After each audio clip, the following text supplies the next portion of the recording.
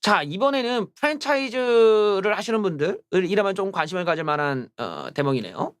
프랜차이즈 업체에서 이제 그 가입자라고 해야 되나? 이 그 가맹점을 하고 싶은 분들한테 나름대로의 홍보를 할 거 아니에요. "아, 우리 가게를 열면은 이게 한 달에 이런 위치에도 매출이 얼마 나온다." 근데 만약에 이게 뻥이라면 어떻게 될까요? 월 매출 4천만 원이라고 속여 가지고 체인점을 열었는데 대법원에서 영업 손실까지 배상하라는 판결이 나왔습니다. 이제는 이런 식의 개뻥이 먹히지 않는 시대로 갔네요. 액세서리 전문 프랜차이즈를 열었는데 월 매출이 4천만 원이라는 설득이 넘어가서 여길 봤더니만 점포 예정지에 인접한 5개 가맹점의 전년도 매출액을 기준으로 계산한 예상 매출액 산정서를 보여주었다. 실제로 봤더니만 점포들이 3,200에서 최대 1억 5천여만 원의 매출을 달성했었다. 그런데 자기도 장사를 했다가 1년 3개월 만에 폐업을 했는데 적자만 본 거예요. 첫 달을 제외하고 매출이 2천만 원 이하로 뚝 떨어지고 다른 사람들 역시 이 가맹점을 열었다 문을 닫았다. 자, 알고 봤더니 이 프랜차이즈 업체는 가맹사업법 위반으로 시정조치 및 과징금 처분을 받았는데요. 왜냐?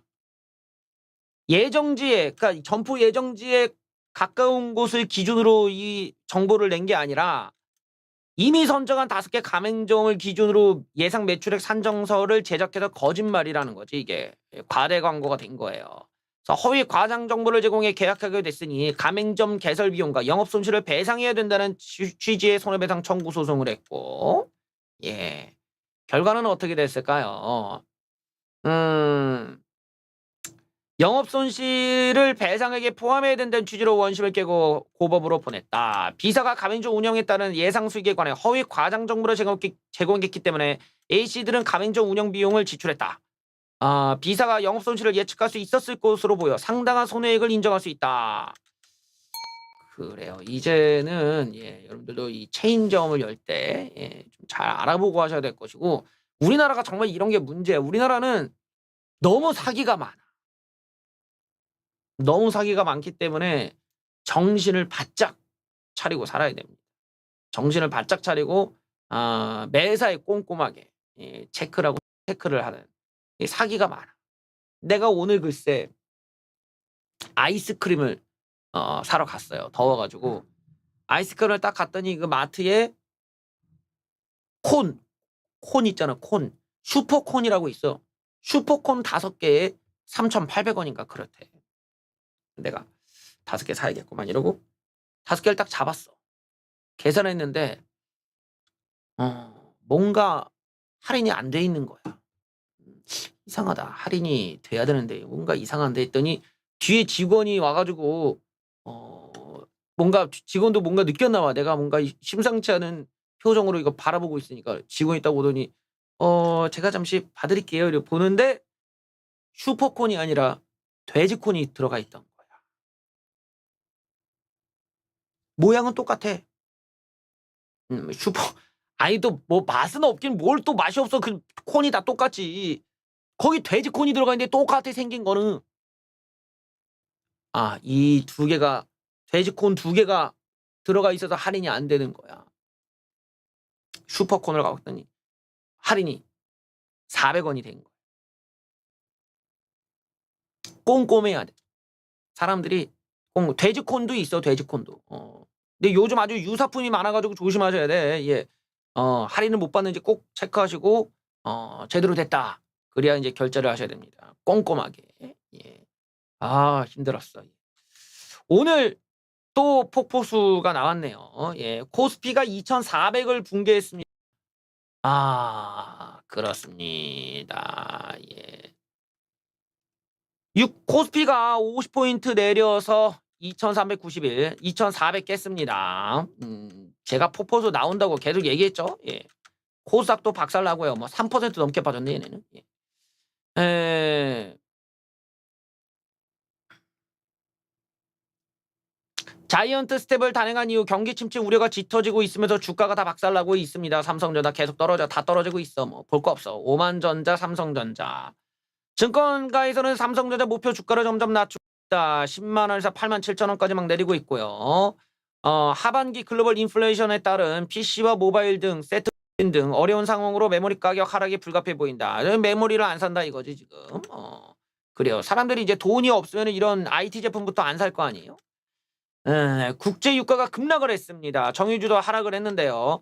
경기 침체가 커지면서 이게 어떤 뜻이냐? 경기가 침체되면 더 이상 기름을 쓸 일이 없을 것이다. 라는 우려 때문에 기름값이 폭락을 했다라는 거야. 재밌죠? 그러니까 경기 침체에 대한 시장의 우려가 쌓이고 있기 때문에 이게 단기간에 해결되기는 좀 어렵겠지. 단기간에 해결되기는 어렵기 때문에 뭔가 이거 전환할 수 있는 멘트가 나와야 되는데 사실 어쩔 수가 없어. 이게 이 미국 내가 계속 반복하지만 이 물가를 잡으려면 주식을 대가로 치러야 돼요. 주식을 내줘야 돼. 주식을 박살을 내면서 그렇게 해서 나갔던 이런 유동 자금을 갖다가 갖고 와야 되는 거야. 왜냐면 주가가 뭘로 올랐겠어요? 다 빚으로 오른 거야. 주식이라는 게 이게 그냥 신용 미수 자금으로 그냥 와장창창 끌어올렸으니 어쩌겠어. 얘네를 작살내야 그 돈이 다시 은행으로 돌아오고 증권가로 돌아오고 그게 증권가가 증권사에서 또 은행에 갚아주고 이럴 거 아니야. 그래야 조금 돈이 이렇게 다시 거친다 이런 느낌이 나기 때문에 이 주식을 작살낼 수밖에 없어. 이 대가를 치러야 돼. 예. 그동안 뭐 너무 높게 올라갔지. 우리나라 주식이 3천이라니. 예. 자, 제가 얘기했죠. 이게 여러분들도 주식이 박살이 나는데 예를 들어 주식 박살은 이렇게 급하게 나는데 부동산의 작살은 그렇게 안 나타난단 말이야. 부동산 하락해봤자 0.01% 하락하고 뭐 이거야. 그게 하락이야? 예. 근데 지금 주식은 막 20%, 30%씩 막 박살나잖아요. 지금 우리가 동시간대에 동시에 이 영역을 보더라도 전혀 다른 패턴이 나온다라는 거지. 왜 그러겠어? 자금 형태가 다르기 때문에 그래. 우리나라 주식은 뭐다 외국인들의 놀이터예요. 외국인들 자금으로 그냥 굴러가다 빠지고 끝나는 거야. 반면에 이제 부동산은 아무래도 외국인 자금보다는 어느 정도 장기적인 자금이 있기 때문에 그런 부분에서 어느 정도는 이제 가격 방어가 된다라는 거지.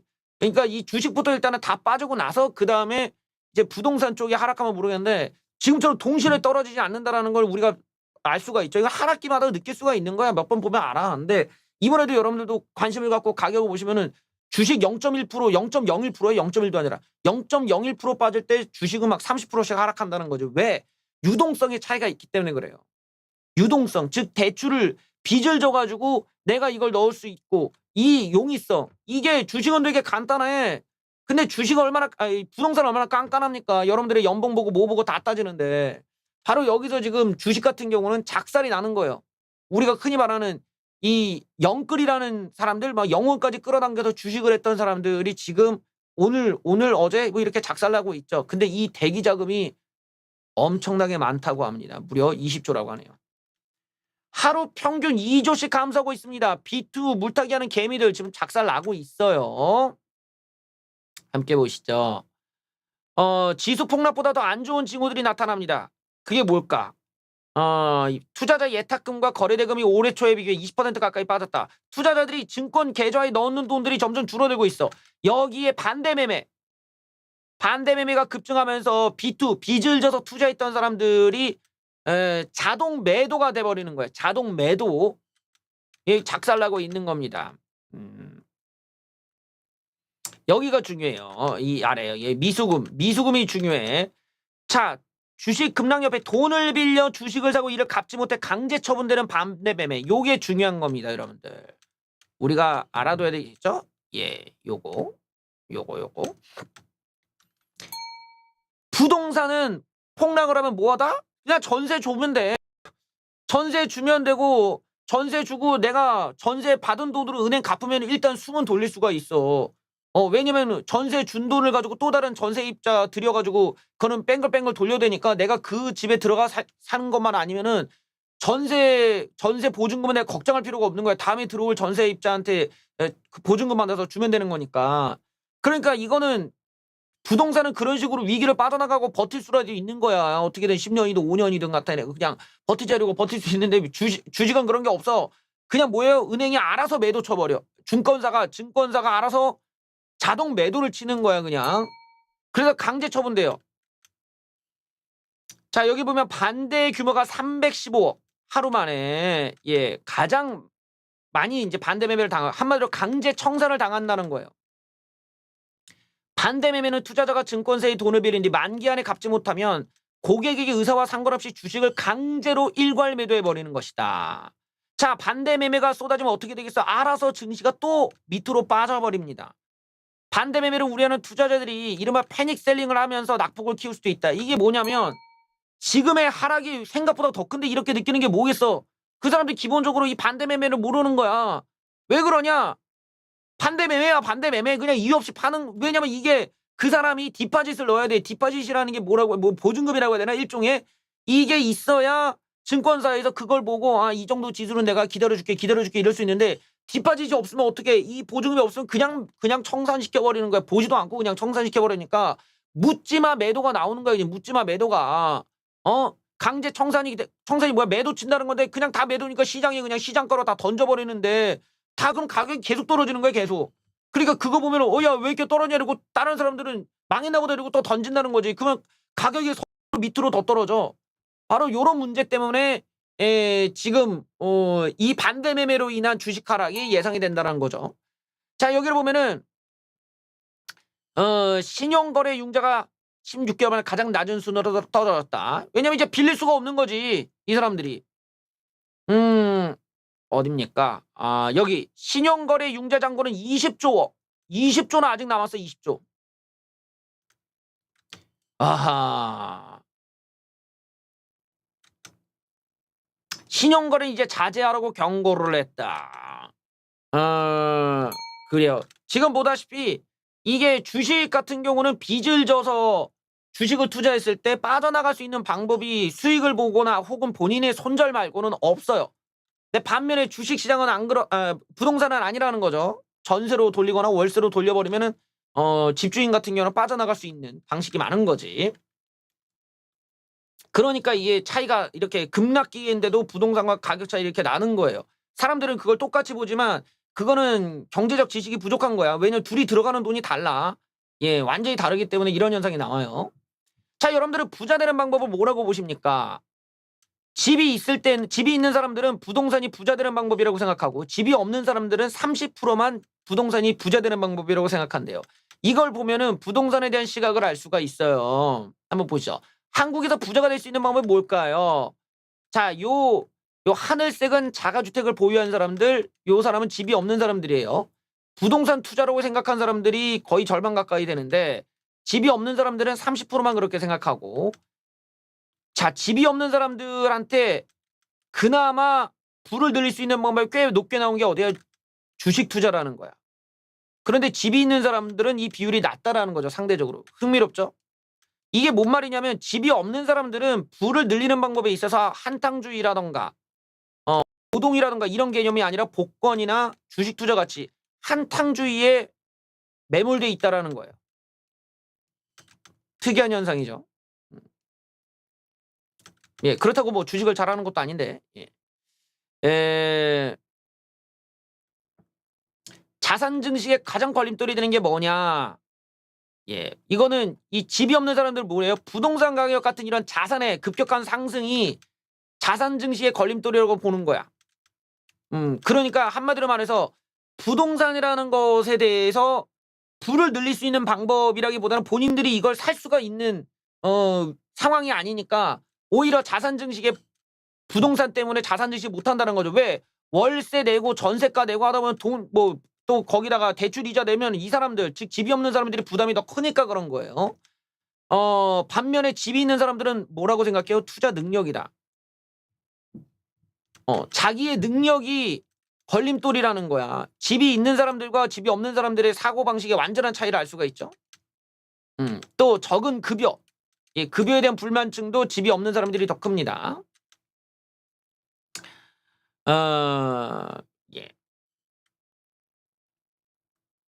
자가주택을 보유하고 있는지 여부에 따라 정부의 원하는 정책도 달라졌다. 집을 가지고 있지 않은 사람들은 집값 안정에 주력해야 된다. 역시 집을 갖지 못한 사람들은 집값에 대한 상당한 열등감이 있다는 거야.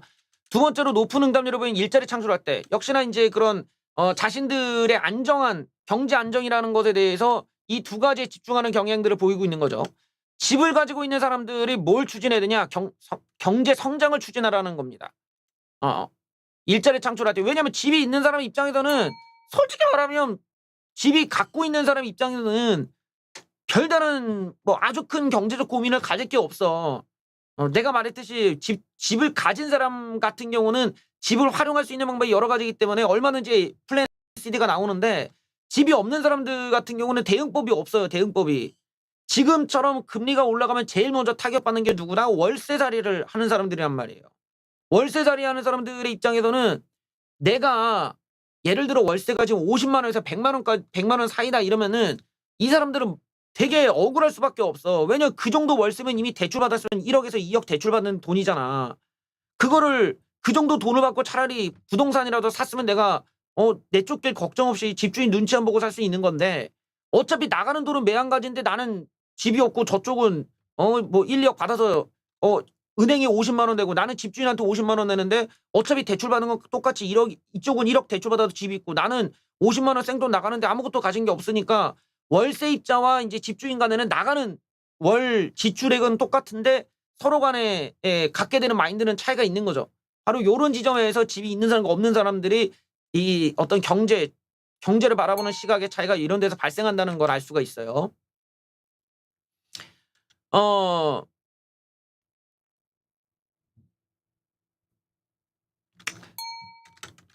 참고하시길 바라고.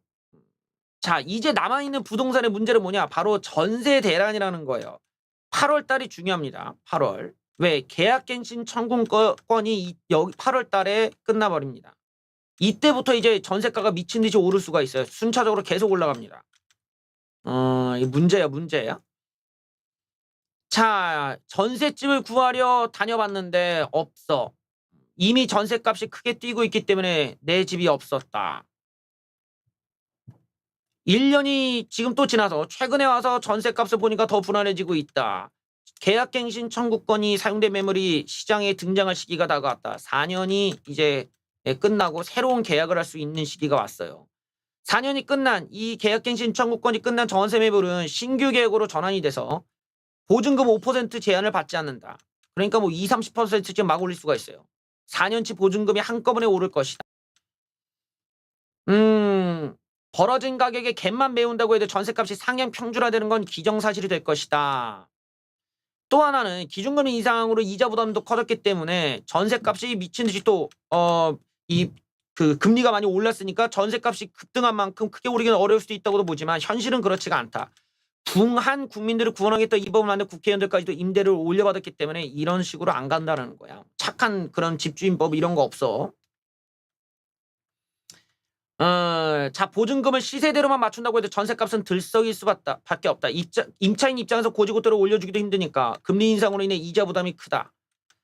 자, 이런 사람들의 불만이 뭐냐? 제가 아까 얘기한 대로 아니 어차피 전세 대출금 받아가지고 내가 내는 이자나 내가 차라리 그 돈 받고 매매를 해서 내잖아. 딱 차이가 없잖아. 이런 생각을 하는 거야. 월세를 사람도 전세 저 대출 받아갖고 내는 돈보다 월세가 더 싼다고 생각해서 월세를 가도 마찬가지야. 에이씨 월세 내는 돈이나 내가 대출 받아갖고 집 사는 돈에 뭔 차이가 있어. 이런 생각을 하게 된다라는 거예요. 그러니까 우리가 이런 관점에서 금리가 오르면 제일 먼저 이 월세입자와 이 전세입자들에게 타격이 먼저 간다. 직접적인 건 월세입자들한테 먼저 가는 거죠. 왜냐하면 우리가 말하는 월세라는 그 가격 자체가 시장에 어떻게 형성되냐. 금리와 연동돼서 산정이 되기 때문에 그래. 바로 그런 점을 감안해서 이제 보실 필요가 있겠죠.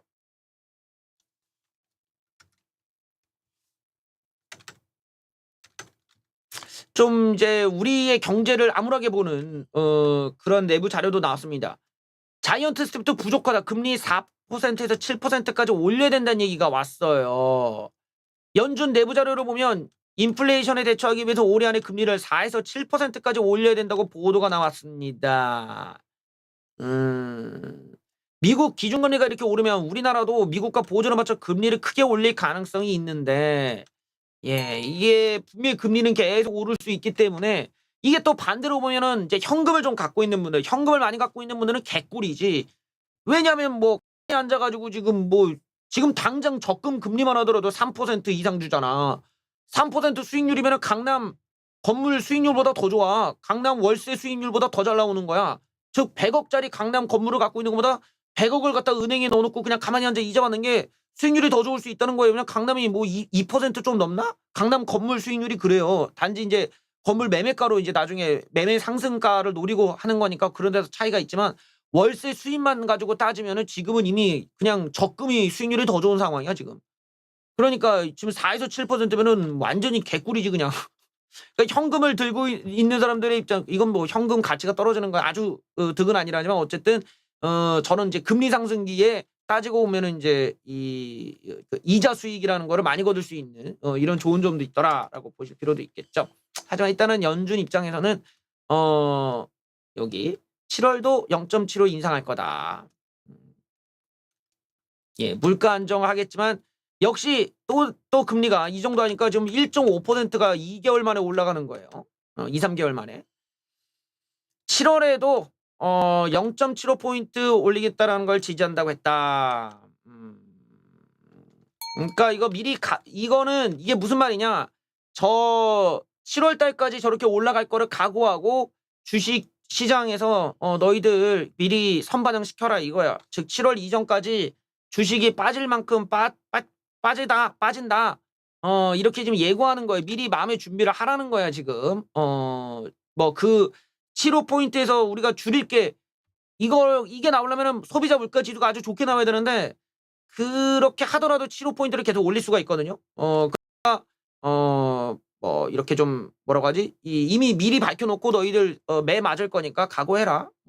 이렇게 알려주는 겁니다 지금.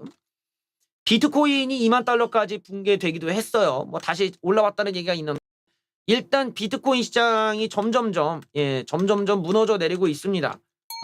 뭐 이건 길게 볼 건 없어요. 일단은 우리가 유동성으로 올라갔던 시장이 급속도로 붕괴하고 있다라는 정도만 알아두면 되겠죠. 예.